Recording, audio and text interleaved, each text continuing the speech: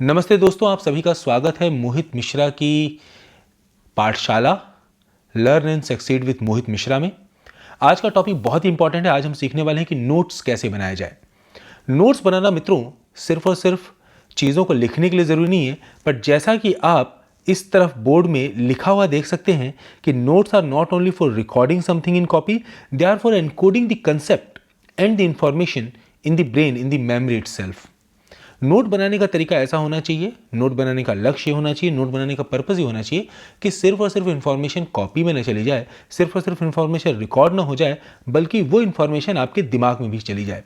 और इस तरह से नोट कैसे बनाए जाए, उनका रिवीजन कैसे किया जाए, नोट बनाने के कुछ प्रैक्टिकल ट्रिक्स क्या हों, ये सारे के सारे आज हम इस वीडियो में जानेंगे। दूसरी इंपॉर्टेंट चीज़ ये है नोट बनाने के लिए कि नोट इस तरीके से बनाए जाने चाहिए कि हमें बाद में उन नोट्स को याद करने में आसानी हो। आप देख सकते हैं कि ये लिखा हुआ है यहाँ पे, note should be made in a manner that it is easier to retrieve them in future. उल्टा सीधा आड़ा तिरछा कुछ भी उसमें नहीं लिख लेना चाहिए। पहली ट्रिक नोट्स बनाने की यह है कि आपको एक्टिवली सुनना चाहिए।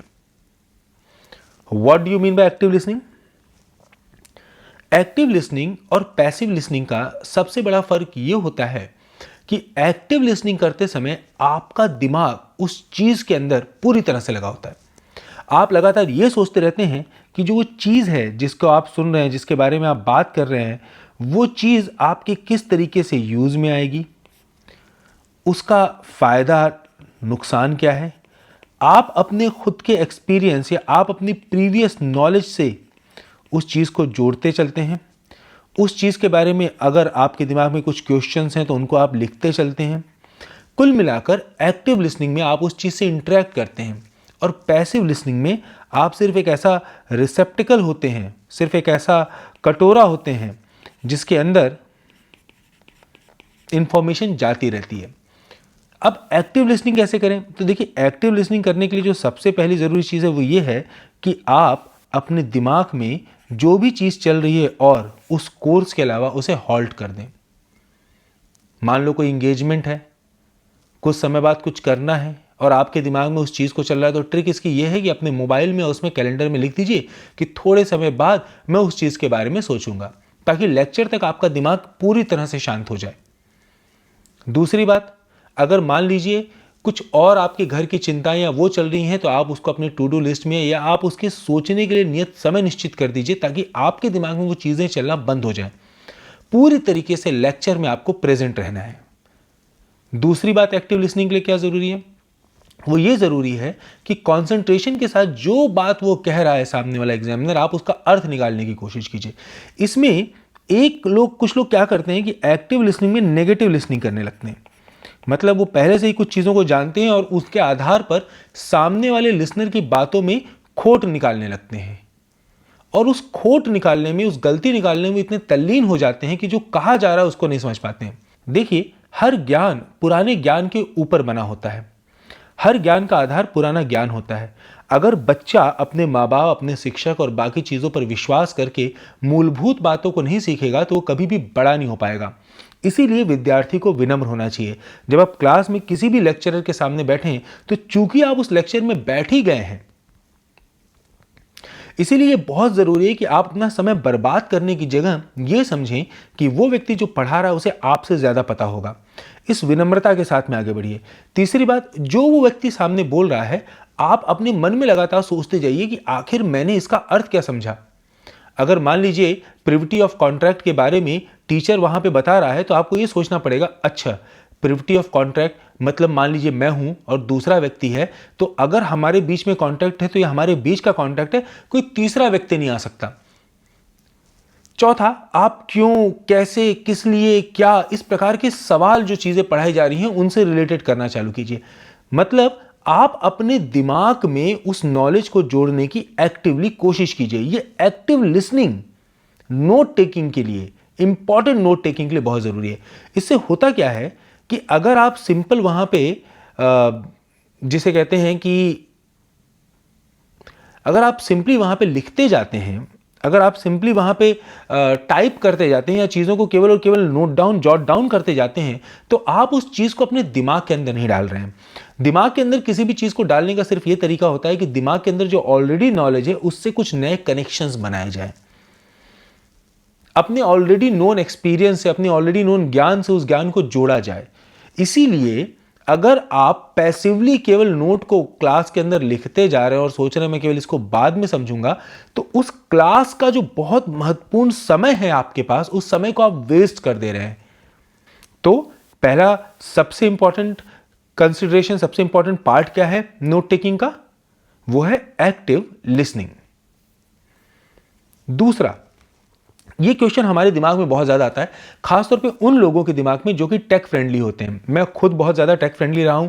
मेरे पास में लैपटॉप था, मेरे पास में टैबलेट था, और मेरे दिमाग में हमेशा चलता रहता था कि लैपटॉप पे अपने एवरनोट में नोट बनाऊं, माइक्रोसॉफ्ट वर्ड में नोट बनाऊं, वन नोट में नोट बनाऊं, अपने आईपैड पे नोट बनाऊं, आईपैड के नोट एप्लीकेशन पे नोट बनाऊं, कि आखिर मैं कहाँ पे नोट बनाऊं। मैं जिस जगह पे नोट बनाना है उसके चक्कर में ही कई बार बहुत ज़्यादा व्यथित हो जाया करता था। पर बहुत बाद में आगे चलकर मुझको समझ में आया कि नोट बनाने का जो सबसे अच्छा और सबसे इंपॉर्टेंट तरीका है वो है हाथ से लिखना। अब आप पूछेंगे ऐसा क्यों? तो सबसे पहली बात तो यह है कि जब आप अपने हाथ से लिखते हैं तो आप चीज़ों को कॉपी पेस्ट नहीं कर सकते। आपके दिमाग में कुछ ना कुछ थोड़ी बहुत प्रोसेसिंग होती है। और जो मैंने आपको बताया कि नोट टेकिंग का जो सबसे बड़ा उद्देश्य है वो ये सिर्फ नहीं कि चीज़ों को आप रिकॉर्ड करेंगे। ऐसा अगर होता तो स्टेनोग्राफर और टाइपिस्ट दुनिया के सबसे ज्ञानी लोग होते।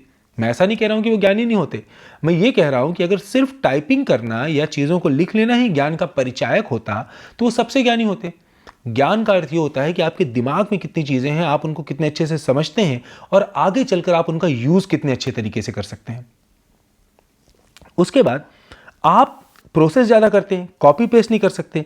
तीसरा, साइकोलॉजिकल स्टडीज ने भी ये बताया है, साइकोलॉजिकल स्टडीज ने भी ये सिद्ध किया है कि हाथ से लिखी हुई चीजें टाइप्ड चीजों से ज्यादा याद रहती हैं, इसके बावजूद कि टाइपिंग की स्पीड ज्यादा तेज होती है लिखने से। चौथी बात, आप एग्जामिनेशन में टाइप नहीं करने वाले, आप एग्जामिनेशन में जाकर लिखने ही वाले हैं। इसीलिए हाथ से लिखे हुए नोट बनाना हमेशा ज्यादा फायदेमंद होता है। उसके बाद ये मेरी सबसे इंपॉर्टेंट ट्रिक है और एक बहुत ही प्यारी, बहुत ही प्रैक्टिकल ट्रिक है, वो ये कि जब आप नोट बना रहे हैं तो आप इस बात का ध्यान रखें कि आपके पास या तो दो अलग अलग पेज, लेफ्ट साइड का पेज, राइट साइड का पेज, या फिर आपके पास दो अलग किस्म की पेन्स हो। इसके जस्ट बाद मैं आपको अपना वीडियो दिखाऊंगा कॉपी का, जिस कॉपी के अंदर आप देखेंगे कि मैंने दो अलग अलग इंक से लिख के अपनी तैयारी की है। ये दो अलग अलग पेज, लेफ्ट और राइट साइड का पेज, या दो अलग अलग कॉपियों की जरूरत क्यों है? क्योंकि एक तरफ तो आप ये लिखेंगे जो आपको डिक्टेट किया जा रहा है, जो आप बोर्ड पे देख रहे हैं, जो आप वहां पे सुन रहे हैं इंपॉर्टेंट पॉइंट, और दूसरी तरफ आप वो लिखेंगे जो आपके दिमाग में चल रहा है कि आप इस नोट को कैसे इंपॉर्टेंट समझते हैं, इसके बारे में जो आप समझ रहे हैं उसको आप लिखेंगे, और उन चीजों को लिखेंगे जो कि एडिशनल होती हैं। समझ में आई मेरी बात? तो या तो दो पेन्स का, blue black, blue dark blue, light blue, red blue, उसका उपयोग कीजिए। वैसे मैं ब्लू ब्लैक का सजेशन दूंगा क्योंकि रेड आंखों को सच में बहुत ज़्यादा चुभता है और चीज़ों के इंपॉर्टेंस को, बिकॉज आप रेड को इंपॉर्टेंट से अटैच करके देखते हैं, तो रेड इंक से लिखने में आपको लगता है कि चीज़ें बहुत ज़्यादा इंपॉर्टेंट है। और मल्टी कलर्ड मत बनाइए, सतरंगी इंद्रधनुष प्लीज़ मैं आपसे अनुरोध करूंगा कि आप अपने नोट्स को मत बना दीजिएगा। उसके पश्चात अगली इंपॉर्टेंट बात है कि हर चीज लिखने की कोशिश मत कीजिए। जो आप सुनते हैं वो आपको नहीं लिखना, जो आप समझते हैं, जो आपके दिमाग में आ रहा है वो आपको लिखना है। ऑब्वियसली टीचर जो बोलेगा कि इसको आप डिक्टेशन ले लो तो वो तो आपको लिखना ही लिखना है, पर उसके अलावा आपको वो लिखना है जो आपके दिमाग में समझ में आ रहा है। फिर एक बहुत इंपॉर्टेंट बात, नोट्स लेते समय ये बहुत जरूरी है कि कॉपी में बीच बीच में आप कुछ पन्ने खाली छोड़ते जाइए, स्पेशली हर टॉपिक के खत्म होने के बाद हर पेज पे कुछ मार्जिन छोड़िए और बीच बीच में कुछ स्पेसेस छोड़िए जिनको बाद में चलकर आप अपने विचारों से या कुछ अगर आपको नया जानते हैं तो उससे भर पाएंगे। इससे यह होगा कि आपका एक टॉपिक एक ही जगह रहेगा। तो नोट लेने की अगली इंपॉर्टेंट चीज क्या है कि आप बीच बीच में कुछ स्पेसेस छोड़ते जाइए। अगला इंपॉर्टेंट पॉइंट यह है दोस्तों कि किसी और के नोट्स यूज मत कीजिए। जब मैं तैयारी करता था तो मैं देखता था कि कई सारे लोग ऐसे हैं जो दूसरों के नोट्स को फोटोकॉपी करा करा के पढ़ते हैं। दोस्तों, जैसा कि मैंने आपको बताया कि वो लोग जो नोट्स को मात्र इंफॉर्मेशन रखने की जगह समझते हैं, केवल इंफॉर्मेशन को समराइज करने का माध्यम समझते हैं, वे लोग वैसे ही अपनी सफलता का चांस काफ़ी कम कर लेते हैं, क्योंकि नोट टेकिंग के दौरान जो चीज़ों को अंडरस्टैंड करने की, आत्मसात करने की मेंटल एक्सरसाइज होनी चाहिए, वो करते ही नहीं है। इसलिए चीज़ें उनको याद भी कम रहती है और वो उसको रिप्रोड्यूस भी कम कर पाते हैं। वो कंसेप्चुअल लेवल पे चीज़ों को समझ भी कम पाते हैं। इसीलिए नोट्स आपके खुद के रहने चाहिए। दूसरे के नोट्स को कॉपी करके पढ़ने की कोई ज़रूरत नहीं है। हाँ, एक परिस्थिति में चल जाता है, जब आप लेक्चर कर रहे हैं और अगर आपको लगता है कि कुछ हिस्सा थोड़ा सा छूट गया है, तो हो सकता है कि आप अपने बगल में किसी से लेके उसको कंप्लीट करने, बट इसके अलावा दूसरे के नोट्स लेकर उसको स्टडी करना, ये पूरी तरह से मूर्खता है मित्रों। इससे कोई बहुत खास फायदा नहीं होता। इंपॉर्टेंट बात क्या है कि लेक्चरार के, क्लास लेने वाले के और इनफैक्ट किताबों के भी नोट्स बनाते समय उसकी लैंग्वेज को कॉपी नहीं करना चाहिए, एक्सेप्ट 2-3-4 इंपॉर्टेंट केसेस में। जैसे बेयर एक्ट है, उसकी लैंग्वेज को मान लो आपको याद ही करना है, state shall not deprive any person of his life और liberty except in accordance with the principle procedure establish by law, अगर मान लो वो याद करना है, या for every action there is equal and opposite reaction. तो ऐसी कुछ चीज़ें होती हैं जिनको याद करना पड़ता है, लीगल मैक्सिम में जैसे। इसके अलावा जो नोट्स होने चाहिए वो आपकी खुद की लैंग्वेज में होनी चाहिए, आपकी खुद की भाषा में होनी चाहिए, जो आपके दिमाग से प्रोसेस होके जा रहा है उसमें होनी चाहिए।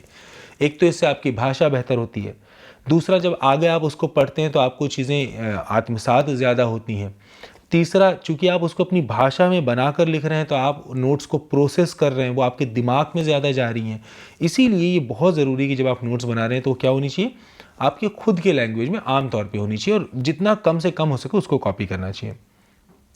दूसरा, मान लो आपने नोट्स बना लिया, नोट्स बना के रखने के बाद 5 मिनट से लेकर 7 मिनट सिर्फ इस चीज़ के लिए होनी चाहिए कि आपको आंख बंद करनी है, नोट्स को बंद करना है और इमीडिएटली पूरी चीज़ को दिमाग में रिवाइज करना है, जितना ज़्यादा कर सकते हैं। घबराइए मत, कुछ चीज़ें ऐसी होंगी जो आपको नहीं आएंगी, कुछ बातें होंगी जहां पे आपका मन करेगा आप उसको खट से पलट के देख लो, नहीं, इमीडिएट फीडबैक नहीं देना अपने आप को। पूरा याद करने की कोशिश कीजिए, कष्ट होगा, दिक्कत होगी, पर ये कष्ट वैसा ही है जैसे वजन उठाते समय हमारे हाथों को कष्ट होता है बट डोले शोले बनते हैं ना, वैसे ही यहाँ पर जब हम याद करने की कोशिश करते हैं तो हमारे दिमाग को कष्ट जरूर होता है, परंतु हमारी मेमोरी प्लायबल बनती है, एक जनरेशन इफेक्ट वहाँ पे आता है, रिट्रीवल इफेक्ट आता है, और उसके कारण हमको याद ज़्यादा रहता है। आमतौर पे आप अपने नोट्स को इसलिए नहीं याद कर पाते कि आपने नोट्स बहुत बल्कि बना लिए हैं। ऑब्वियसली अगर आपने कॉपी पेस्ट करके नोट्स बनाए हैं, सारी की सारी चीज़ों को वर्बेटिम कॉपी किया है, तो ऐसे नोट्स अनविल्डी हो जाते हैं। मतलब ये जो नोट्स हैं ये ऐसे बन जाते हैं कि जिनको यूज़ कर पाना, पढ़ पाना दोबारा पॉसिबल नहीं होता है। इसलिए पहले मैंने कहा कि कॉपी पेस्ट करके मत बनाइए, जितना आपने समझा है जो क्रक्स है मैटर का, केवल आप उसके नोट्स बनाइए। दूसरी बात, अगर मान लीजिए कोई उदाहरण या एग्जाम्पल भी लिखना है तो उसको जितने छोटे सरल शब्दों में आप लिख सकते हैं उसमें लिखने की कोशिश करनी चाहिए। तीसरी बात, पर आपके नोट्स जब आपको याद नहीं रहते तो उसके पीछे जो सबसे इंपॉर्टेंट कारण होता है वो या तो आपने उसको रिवाइज नहीं किया है, और अगर रिवाइज किया है तो आपने उसको प्रॉपरली नहीं किया है। ठीक, 3 कारण हो सकते हैं, या तो नोट्स ढंग से नहीं बनाए, या तो रिवाइज किया ही नहीं, और अगर किया है तो आपने उसको प्रॉपरली नहीं किया। जैसे जब भी हम रिवाइज करते हैं किसी भी नोट्स को तो बहुत ज़रूरी है कि हम उस नोट्स को क्वेश्चंस के माध्यम से करें, सवाल के माध्यम से करें, हम उसको खुद ब खुद पहले याद करने की कोशिश करें, हम उसको बिना उसके बुलेट पॉइंट्स को अपने दिमाग में जितना ज़्यादा हो सकता है पहले याद करने की कोशिश करें, उसको सिंपली पढ़ें मत। कई बार लोग होते हैं जो नोट्स बना लेते हैं, मतलब पहले तो वो टीचर ने जब सुनाया तो उस समय पैसिव रहते हैं, उसके बाद जब वो नोट्स को पढ़ रहे होते हैं उस समय भी वो पैसिव होते हैं, और वो सोचते हैं कि अगर मैं पैसिवली इन चीज़ों को पढ़ता जाऊंगा तो फिर मुझे चीज़ें अपने आप याद हो जाएंगी। ऐसा एकदम नहीं होता। कहा नहीं गया है कि सकल पदार्थ हैं जग माही, कर्महीन नर पावत नहीं। कर्महीन का मतलब जो व्यक्ति दिमाग से कर्म नहीं कर रहा, शरीर से कर्म नहीं कर रहा, दिमाग में वो चीज़ आएगी ही नहीं अगर आप अपने दिमाग को कर्म करने के लिए यूज़ नहीं कर रहे हैं। मतलब अगर आप एक्टिवली उस चीज़ को नहीं पढ़ रहे हैं, उसको क्वेश्चन नहीं पूछ रहे हैं, उसको आत्मसात करने की कोशिश नहीं कर रहे हैं, उसको क्रिटिकली एनालाइज नहीं कर रहे हैं, उसको अपने प्रायर एक्सपीरियंस से जोड़ने की कोशिश नहीं कर रहे, तो वो चीज़ कभी भी आपको दिमाग में परमानेंटली आएगी नहीं। और चूंकि आप इस तरीके से ढंग से रिवाइज नहीं करते तो वो नोट्स कभी भी आपके साथ में टिकेंगे ही नहीं। उसके बाद कुछ लोग होते हैं, बड़े स्मार्ट लोग होते हैं, जिनको ज़्यादा वज़न उठाने में दिक्कत होती है, तो वो जहाँ पे कोचिंग में जा रहे हैं तो एक ही कॉपी लेके जाएंगे पतली सी, उसी में गुछ गुछ गुछ गुछ लिख लेंगे, एक पेज पे एक सब्जेक्ट, फिर दूसरे पेज पे दूसरा सब्जेक्ट। मित्रों, नोट्स बनाते समय इस चीज़ का ध्यान रखना बहुत ज़रूरी है कि बाद में रिट्रीवल आसान हो।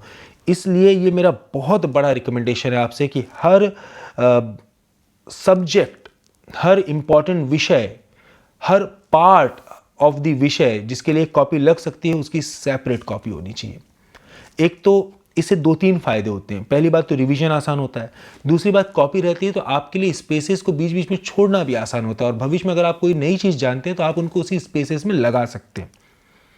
एकदम ऐसा मत करिएगा कि आप एक पेज फिर उसके बाद दूसरा पेज कर रहे हैं, ये मूर्खता है, ये ओवर स्मार्टनेस है। इससे आपके नोट्स खराब हो जाएंगे, इससे आपको किसी प्रकार का कोई फायदा नहीं होगा। दूसरी बात, जैसा कि मैंने आपको बताया था कि नोट्स का मेन उद्देश्य ये होता है कि जब आप नोट ले रहे हैं तो आप एक्टिवली सोचें और आपके दिमाग में वो चीज़ अंदर तक बस जाए नोट लेते समय ही, और उसके तुरंत बाद आप आंख बंद करके इसको रिवाइज कीजिए, सोचने की कोशिश कीजिए, और वो चीज़ आपके दिमाग में और अच्छे से आ जाएगी, और कुछ समय बाद वापस आप अपने नोट्स को रिवाइज कीजिए। इसीलिए बहुत ज़रूरी है कि जिस समय आप नोट ले रहे हैं उसी समय आप भले एब्रीविएशन का यूज़ करके, शॉर्ट फॉर्म का यूज़ करके, माइंड मैप का यूज़ करके, उसी समय आप अपने नोट्स लीजिए। आप एक बार रफ में आपने बनाया, फिर घर जाके आपने फेयर में बनाया। अगर आपके पास बहुत टाइम है और फेयर में बनाते समय आप रफ वाले नोट्स को कॉपी पेस्ट नहीं कर रहे हो, तो फिर भी शायद उसका फायदा हो सकता है, बट यूजुअली इस एक्सरसाइज का कोई खास फायदा नहीं होता। उससे बेटर ये होगा कि जितना समय आप फेयर एक्सरसाइज करके उसको लगाने में लगे, उतने समय तक आप आंख बंद करके जो जो लेक्चर में पढ़ाया गया उसको याद करने की कोशिश कीजिए, फिर कुछ समय बाद उसको दोबारा कर लीजिए। उससे बेटर ये होगा कि लेक्चर में जो जो पढ़ाया गया है उसके सवाल आप अपने दिमाग में बनाइए और उन सवालों को नोट्स के पीछे लिख लीजिए क्वेश्चन के रूप में, ताकि बाद में चलकर आपके लिए उसको आंसर करना आसान हो जाए। इससे बेटर ये होगा कि आप जो है बुलेट पॉइंट्स या आप उसका जो है स्ट्रक्चर प्रकार का एक अपने उसमें पीछे बना लें, बट उनको दोबारा फेयर करना ये दिखाता है कि आप नोट्स को मात्र एक इंफॉर्मेशन रखने का माध्यम समझते हो, इंफॉर्मेशन को दिमाग में डालने का एक मेमोरी का टूल, एक कंसेप्चुअल टूल, एक इंटेलिजेंस का टूल नहीं समझते हो, केवल और केवल एक आप रिकॉर्डिंग का टूल समझते हो, जो कि एक गलत अप्रोच है नोट टेकिंग के प्रति। फिर अच्छी कॉपी और अच्छी पेन का इस्तेमाल कीजिए। सड़ी हुई कॉपी और पेन कुछ समय में खराब हो जाती है, लिखने में मज़ा भी नहीं आता, पेज फट जाते हैं। तो ये बहुत कॉमन सेंस एक्सरसाइज है, पर मैंने बच्चों को ऐसा नहीं करते हुए देखा है। ऐसी राइटिंग बहुत अच्छी होती है जिसको आप खुद समझ सको, that is more than sufficient. हाँ, थोड़ा थोड़ा बीच में स्पेस हमेशा, जैसे मैंने बोला है, छोड़ना चाहिए, ताकि आपको आगे चल के समझने में आसानी हो और कोई नई चीज़ आप उसमें ऐड कर सकें। और भविष्य में जब आप नोट्स को अपने रिवाइज कर रहे हैं, तो अगर आप उसके साथ में इंटरेक्ट कर रहे हैं नोट्स के साथ, तो आप वहाँ पे कुछ कुछ पॉइंट्स को लिख सकें। इसलिए इतनी स्पेस छोड़ते हुए बीच में नोट्स को लिखना चाहिए। उसके बाद लास्ट में जब आपने नोट्स बना लिया, तो एंड में उनको बुलेट पॉइंट से समराइज करना बहुत एक अच्छा आइडिया होता है, स्पेशली जब चैप्टर ख़त्म हो जाए उसमें। उससे क्या फ़ायदा होता है कि ये जो आपके बुलेट पॉइंट्स होते हैं, जब लास्ट में आपको रिवाइज करना होता है और केवल केवल आपको स्ट्रक्चर अपने दिमाग में रखना होता है, उस समय आपके बहुत ही ज़्यादा काम आते हैं।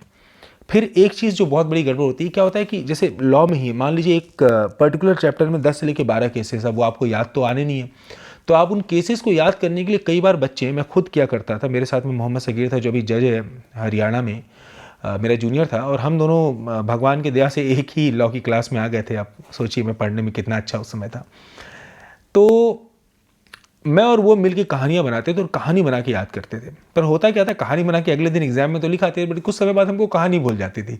तो मेरा ये कहना है कि अगर आप कहानी बनाकर कोई चीज़ याद रखते हो, या आपने कोई निमोनिक बनाया है, या आपने कोई मेमोरी का तरीका बनाया है उन चीज़ों को याद करने के लिए, तो बहुत ज़रूरी है कि उसको भी आप अपने नोट्स में लिखिए, ताकि वो मेमोरी का तरीका आपको आगे चलकर याद रहे।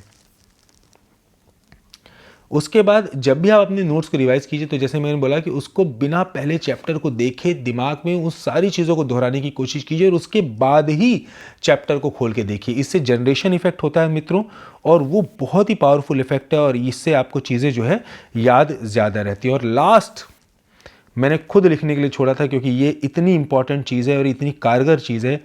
एक बार जब आपने नोट्स बना लिए और घर में आने के बाद जब आपने रिवीजन आंख बंद की कर दिया, उसके बाद आप उन नोट्स के क्वेश्चंस लिखना, क्वेश्चंस बनाकर लिखना चालू कीजिए। जितने सवाल बन सकते हैं आपकी तरफ से। ठीक, कल्पेबल होमिसाइड क्या होता है, कल्पेबल होमिसाइड के 4 प्रकार कौन कौन से होते हैं, कल्पेबल होमिसाइड मर्डर से डिफरेंट कैसे होता है, क्या अगर ऐसा हो गया तो उसे कल्पेबल होमिसाइड माना जाएगा, क्या अगर वैसा हो गया तो उसे ये माना जाएगा। Framing questions will not only increase your concepts, your conceptual understanding of the subject, but will also prove extremely efficacious in aiding your memory of the subject। आपकी याददाश्त को बढ़ाने के लिए भी ये चीज़ बहुत बहुत महत्वपूर्ण, बहुत बहुत हेल्पफुल साबित होगी। फिर तीसरी चीज़ क्या होती है, इसका रिवीजन में भी बहुत बड़ा फायदा होता है। चूंकि आपने क्वेश्चंस लिखे होते हैं और आप आंख बंद करके जब उसके बाद क्वेश्चंस को आंसर देने की पूरी कोशिश करते हैं, और अगर आप सारे सवालों का जवाब दे लेते हैं तो यू कैन रेस्ट एश्योर्ड कि ठीक है, आपकी उस सब्जेक्ट पर कंसेप्चुअल पकड़ बेटर होती जा रही है। और क्वेश्चंस के बाद 2 पेज आमतौर पे छोड़ देने चाहिए कि भविष्य में अगर कुछ और भी क्वेश्चंस आते हैं तो उनको आप वहां पे ऐड कर सकें। तो ये थी मेरी मित्रों नोट टेकिंग की क्लास। तो चलिए दोस्तों, अब मैं आपसे ये रिक्वेस्ट करता हूं कि आप मेरे इस लेक्चर को सुनने के बाद मेरे चैनल को सब्सक्राइब कीजिए, मेरे इस वीडियो को लाइक कीजिए और बेल आइकन को ज़रूर प्रेस कीजिए, क्योंकि इससे आपको भविष्य में आने वाले सभी वीडियोस का पता चल जाएगा और ऐसी इंपॉर्टेंट बातें आपसे छूटेंगी नहीं। Thank you so much. Hope to see you soon again. Bye.